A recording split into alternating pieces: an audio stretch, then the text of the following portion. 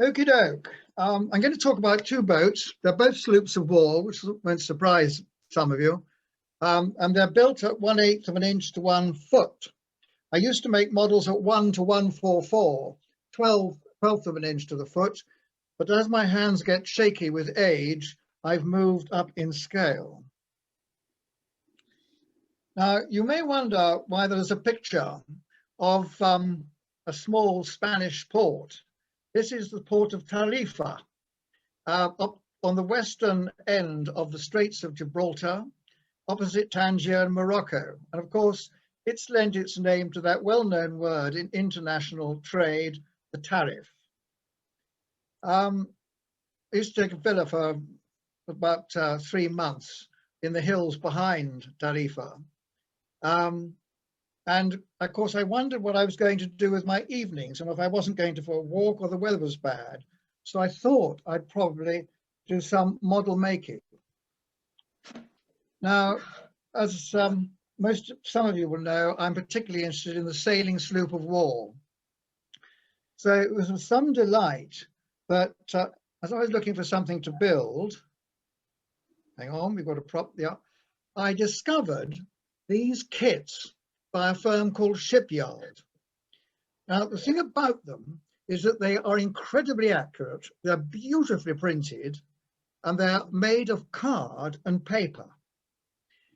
I didn't want to make a model of paper, but I could see that I could use this to actually act as a template to make wooden parts. However, let's just have a quick look at the history of this little ship. She was built in 1754, designed by Allen, the surveyor to the Navy at the time. He was a fairly conservative guy, and the ship, actually, the lines are quite similar to that of the Peregrine yacht, which was designed by Peregrine Osborne in 1700. Very nice, easygoing hull shape. This particular vessel was one of 4, all same hulls, 2 rigged here as snows and 2 rigged as ketches. I think they wanted to compare sailing performance, but I don't think very much came of that. Let's move to the next slide. And here you will see a better picture of Pocock's picture of a very, very similar vessel. Decoration-wise, it's very close. It has actually got conventional guns on the quarterdeck. They must be very small. It's an interesting model, this, because of its rig. Or interesting picture because of its rig. It's rigged actually as what is called a bylander, insofar that the mainmast has a main topsail. This yard is actually purely a crojack yard to control the clew and tacks of the topsail. And the main course is this 4.5 spar, which carries not a lateen sail exactly, but it's like a lateen sail. This is probably therefore a packet, and this sail, together with staysails, gave the ship a better windward performance than those ships that might chase her, allowing her to get away. Let's have a look. Oh, hang on, go back one. Yeah, here are the 2 rigs that were applied to the cruiser class of 1752-54. Here you see the ketch rig with its gaff.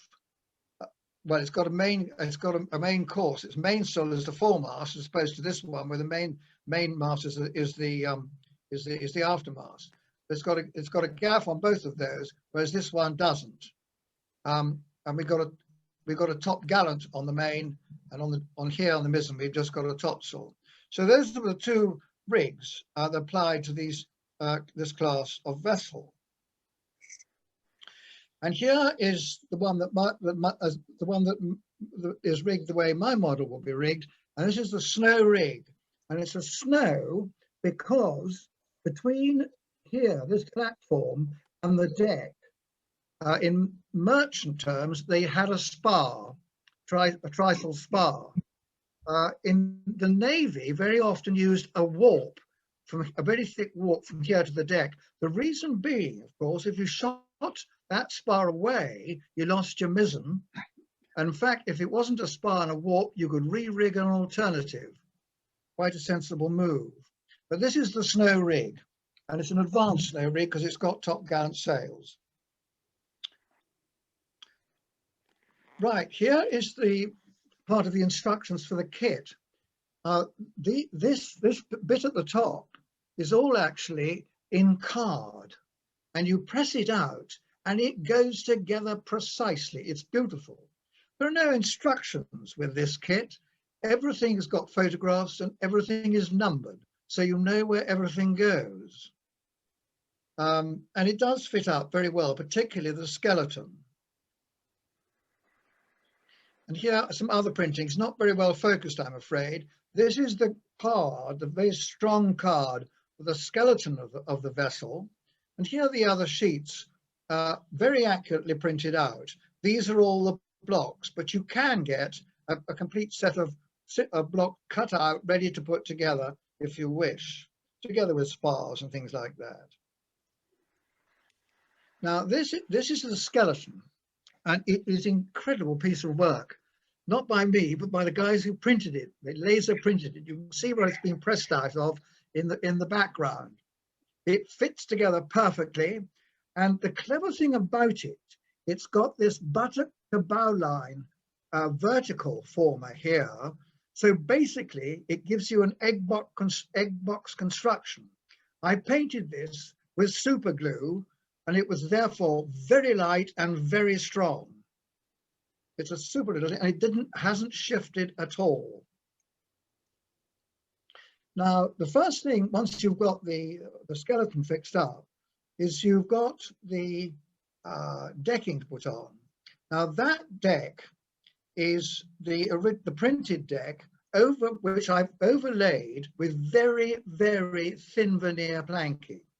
And the trouble is, the printed deck is just too good to be true, and it wouldn't look right at all. Besides which, paper looks like paper. And you can see the difference here. This is a quarter deck, and interesting enough, you'll notice that the planking is actually thinner than the planking on the main deck. But it's just too perfect. Whereas this rather more rough affair is mine, and probably more what it would have been like. In actual fact. And here we've got all the decks laid up. Now the disappointing thing here is that these windows I glazed, and then stupidly I put in a little dollop of super glue to give them a bobble. And of course it didn't, it just made them opaque. So that's going to have to be cut out, even though the model's finished or deck is finished. It's not going to be a particularly easy thing to do. Now we move on to the deck is laid, and instantly, just going back to the deck, one more. The problem with laying the deck here was you've got, of course, the compound curves. You've got the curve of the shear and the curve of the camber. So what I did is I glued this to the center line, right the way down the center line there. And when it had set, I then actually strapped it down using these tapes so it took up, it glued onto the camber of the deck. Right, let's move on. Now we move to the question of laying out the hull. You turn the hull over, and you'll see the buttock bowline former there, and all these these bulkheads. Now the problem is with paper, and I have to say, if you can make this model well out of paper, it must be a highly skilled business, is that it's to show up the hard points. Now, I got hard points on this model, which I'll go into later, but I thought that for a landing so narrow, that would look like you'd see the bulkheads in the finished model, which would look awful. So I gave them balsa cheeks to try and make a better landing for the individual strakes when I landed them. The kit then supplied these sort of what I would call the inner hull skin, and I'm not quite sure really what the point of it was. There is the hull fully set up with all the balsa cheeks. You can see the buttock bow line, the center line, and the deck here. And we now go into the business of laying this inner skin. That's another view of it. Note that actually it's all filled in here because this is where you get the hard points when the card, or in my case, the wood started bending. That's more progress in the laying up. Notice I've cut 2 slots in here, and you can see the hole left there. I'll come on to that later. There's a reason for that. And that's the hull fully skinned up. But you can see, if you look back here, blinking hard points, and there's a bit of a one there too.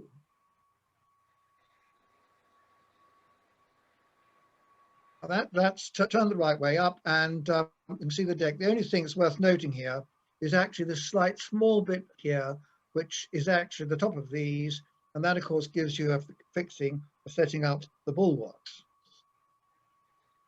Now, when it came to start the planking, I photocopied the printed page, and these are the photographs, and that is the original. If anything went wrong, I could then return to that, photograph it again, and do the job again.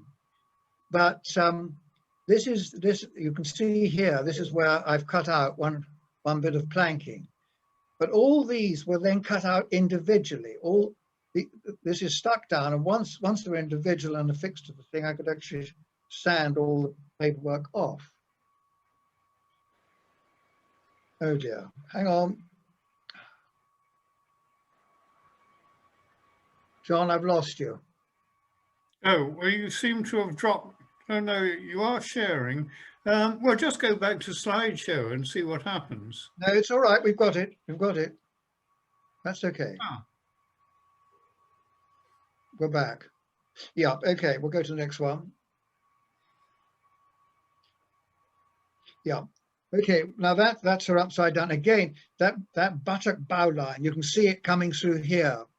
Now, by this time, I'd fluffed to it. So what I did is I actually cut away the buttock bow former a little bit so it didn't protrude and come onto the muck up the outside surface. But the thing about this is that once you start laying wood on it, because wood's got a grain and its own resilience, it doesn't show up the hard spots like card does. Oh, that's interesting. We've got two shots on now. That's better. Okay, now this is the shows the planking in progress. The whale's been put in, and some more planking on the lower hull. These your bulwarks are all set up, and these are the parts of the port hand side bulwark. This is actually card. I painted that card and scored it and then painted it. Once it's painted, it's fine. It can do as wood, but left as paper, it's not good. What they do is they give you a fine paper printout, you stick that onto card and then cut it out.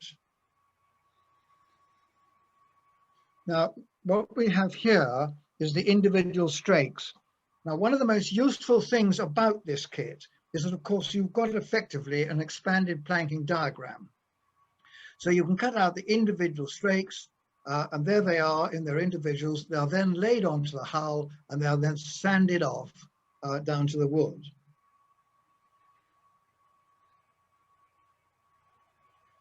And there's the obverse of the hull. You can see the strakes. These are all individual strakes on here, but with the paper still on them. This side, it's been sanded off. Hull complete. And notice the 2 holes there, which come into use later on. This wood I got from Geoffrey Fenn a long time ago, and it behaved beautifully. I thought it might be sycamore, but it's very nice to work with. This is a mahogany veneer, and it was a swine.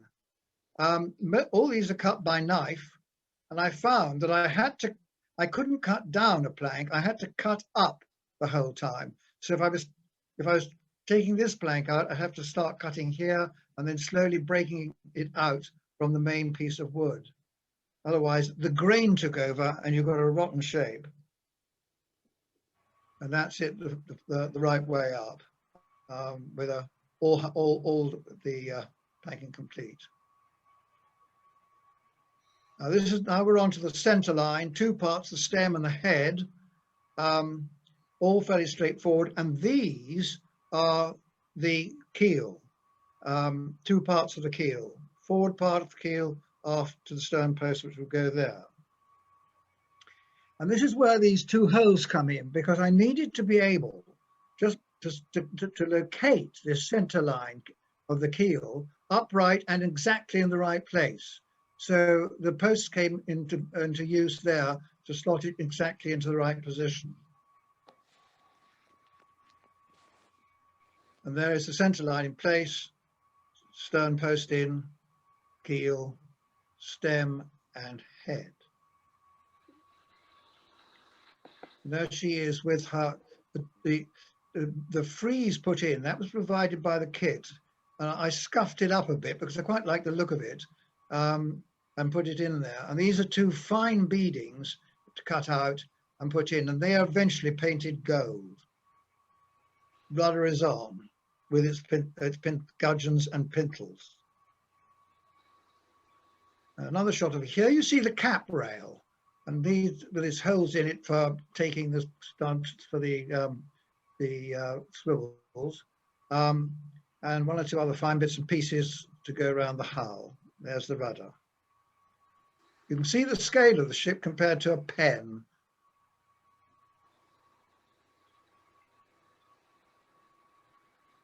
Wait one, go back one.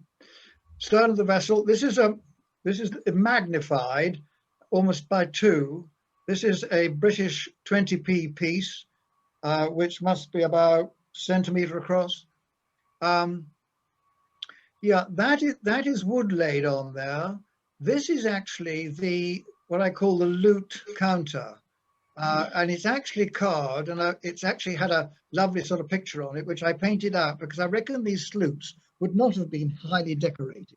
They were little workhorses, and everything would have been fairly simple.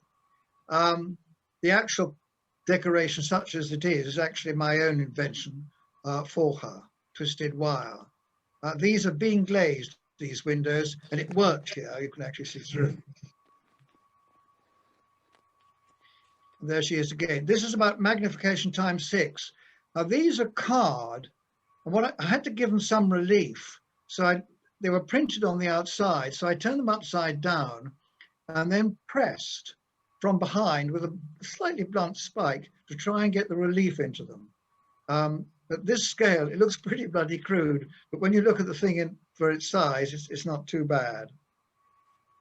And this is the davits for the anchors, and they're made up of 5 laminates, and this is how the kit does the pulleys.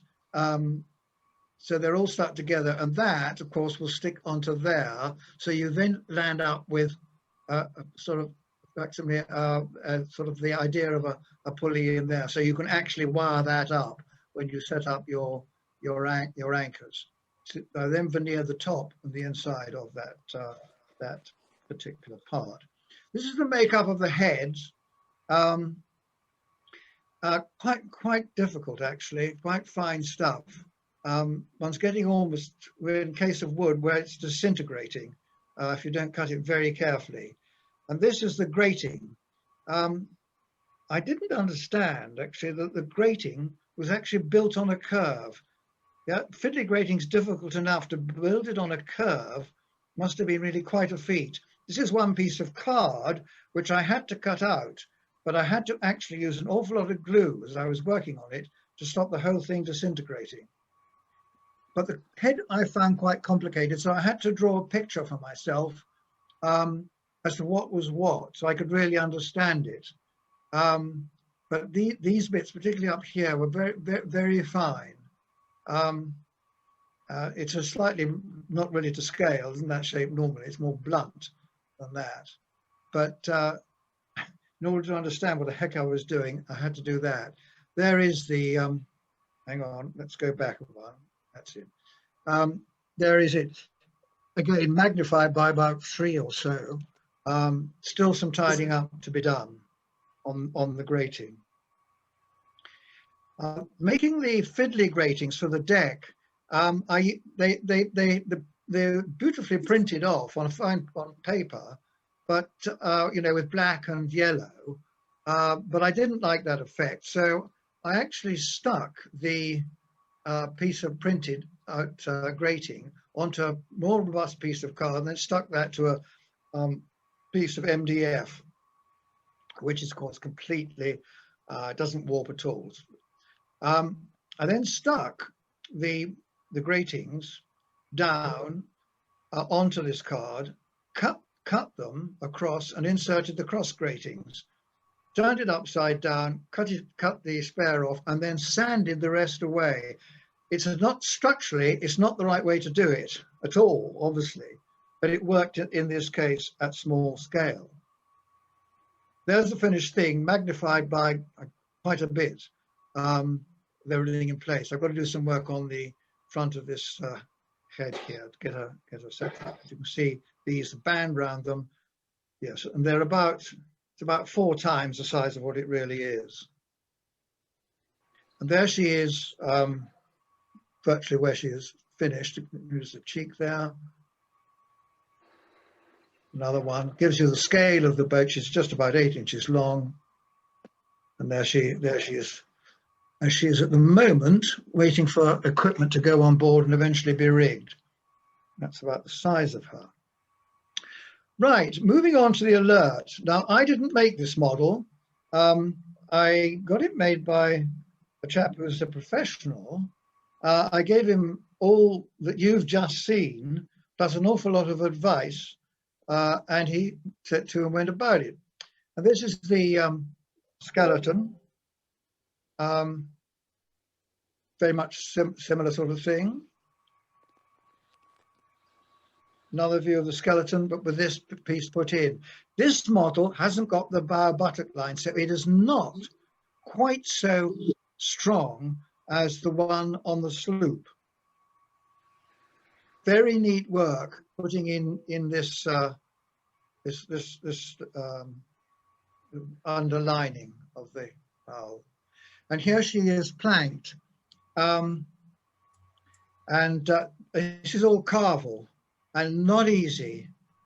He did a very good job on it, actually.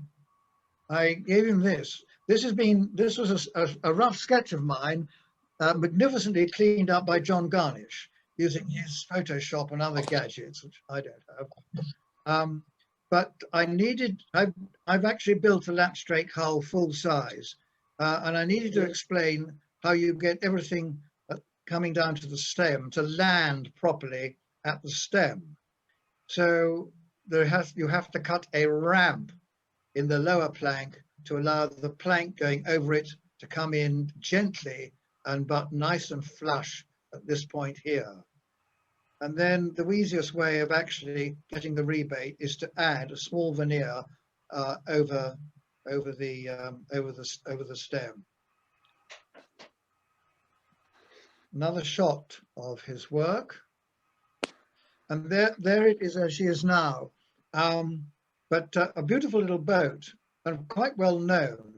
The Alert, she amazingly became a sloop of war simply because she managed to capture a United States vessel in the Revolutionary War called Lexington. And it was a bit of an unfair battle, actually. Lexington had run herself out of ammunition, capturing British merchant vessels for quite some time. So she hadn't got much left and had to surrender. But the captain of this little vessel, who was a lieutenant, was rewarded for his actions in capturing Lexington by being promoted to master and commander. And master and commanders were for sloops, for commanding sloops. So she was upgraded to reflect his rank from a cutter to a sloop of war. There she is again.